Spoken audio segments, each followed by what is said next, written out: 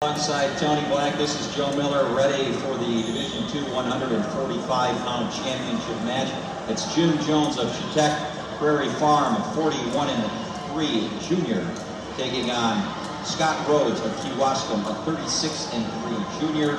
Tony, two guys very unusual. Neither a senior, making it to the state finals. Something when you get up to these middle or bigger weights, this is usually a senior-driven field, but both these guys just juniors into the state finals.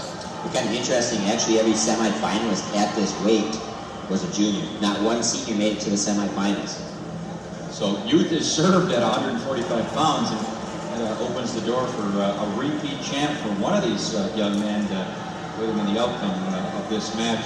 Jones of Chetek Prairie Farm in the purple singlet with the white trim, and Rhoads of Kewaskum in the solid black singlet. Rhoads an 8-0 quarterfinal winner and 8-1 semifinal winner, so he has been dominant to this point. Jones had to battle both the matches to get here. It was a sectional champ, so had to buy into the quarterfinals where he was a 6-4 victor and a wild 5-4 semifinal victory. And here we are into the finals tonight, Tony. And kind of, as you said, battles. Jones wins 2 matches by a combined 3 points. However, Scott Rhoads comes into the state finals, pretty dominating fashion. Minute and a half into this opening period, a bit of a feeling out process. But talk about the mindset, Tony, coming out. We've seen some matches where guys just want to go wall to wall and press the issue. We've seen other matches like this one now where maybe not afraid to try and move, but a little tentative. If I'm not going to, why risk something if there's nothing to risk at this point? I think both of these wrestlers are wrestling a little bit on the conservative side. They're not going to be the one to make that huge mistake and give up 5, or even in a match that's shaping up to be this close. They don't want to just make a mistake just for the sake of doing something, or do something just for the sake of doing something with risking a mistake. So, first period ends scoreless, and the choice will go to Jim Jones, and he will not defer, Tony. So that's something you pointed out. If you get a chance to get after points, go get them. Jones maybe wisely takes bottom, trying to put that first point up, and here we go. Yeah, we talked a little bit earlier in the match about how Jim Jones and Scott Rhoads are both juniors. An interesting note about Jones being from Chetek Prairie Farm. He had a handful of his teammates down here this weekend. Basically from 171 on up, his whole team was here. That entire team, Joe, pay attention to them. Not one senior on their team. Very, very solid team, and they're all returning next year.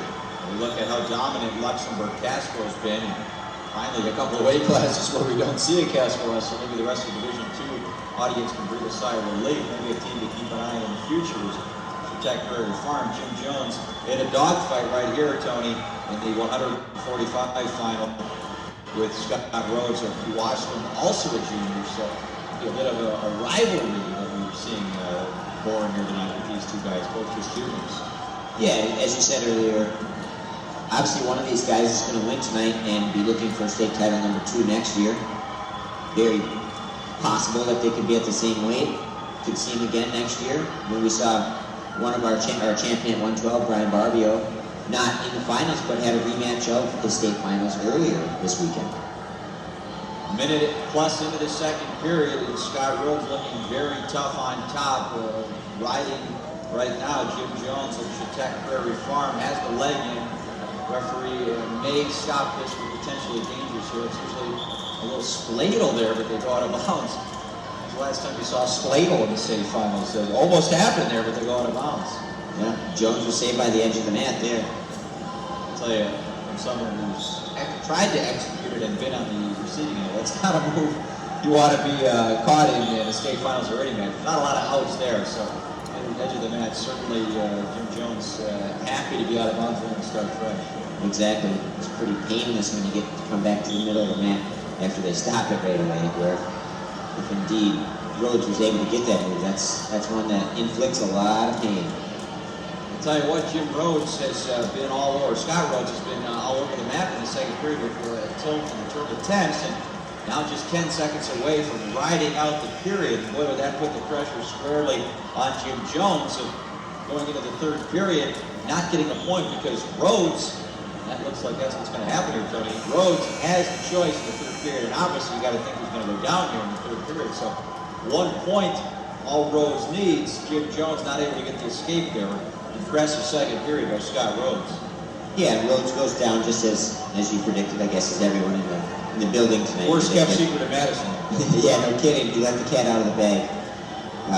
But Rhoads has the pressure on Jones right now because Rhoads, all he needs, he has 1 minute and 50 seconds left. There's his escape. And there it is.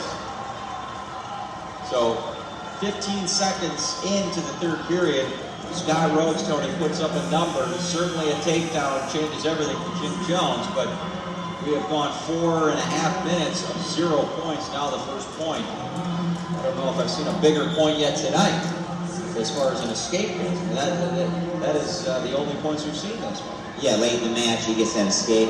Did a great job in the second to keep it scoreless. We're probably going to have injury time. In the eyes. Rhoads going for the collar tie there. Got a little finger in the eye of Jones. He's all right. But 1 point is critical, and now Jim Jones, pressure back on him. He has to get a takedown or at least create enough action, Tony, to get his opponent work for stalling twice to come up with a point. He's got to do it in 1 minute and 11 seconds. Rhoads is doing a great job. I don't foresee a stalling warning anytime soon. Rhoads staying in real good position. He's the one who's actually stalking Jones a lot right now, where Jones is probably, as most wrestlers should, maybe a good lesson. Don't rely on the referee to make a call for you to win a match. Take the matter into your own hands. Work for the takedown. You have a lot more control of the outcome that way. Yeah, as I said, if you're Scott Rhoads here, you've got to wonder how big is a takedown. If you're Jim Jones, boy, you don't necessarily have to think a takedown in return because an escape, and Rhoads was quick to get out on the bottom. You can't think 2-1's going to hold up here in this third period the way things are going. No, 2-1. If Jones gets that takedown in the next 30 seconds, I would assume that Rhoads is going to be working hard to get out. Not very often is he just going to hang his head. But Jones has to get the takedown first for that to even be a point. But right now, Jones really hasn't been close to getting that takedown. So down to our final 20 seconds now. Jim Jones of Chetek Prairie Farm trailing Scott Rhoads. Keep watching 1-0 escape. All the points we've seen. Rhoads able to ride out Jones for the entire second period. Rhoads with a very quick escape here in the third, and it's been back and forth action with feet counter after counter. And Jim Jones running out of time here. He needs to come up with that home run, as Tony said, and that's not going to do it. As Rhoads in on a single leg, they go out of bounds. 1 second left. I'm not sure if you can even get a takedown in 1 second. We'll see what Jim Jones comes up with here. Quick shot, that'll do it. So a defensive battle here at 145 pounds, Tony. You sometimes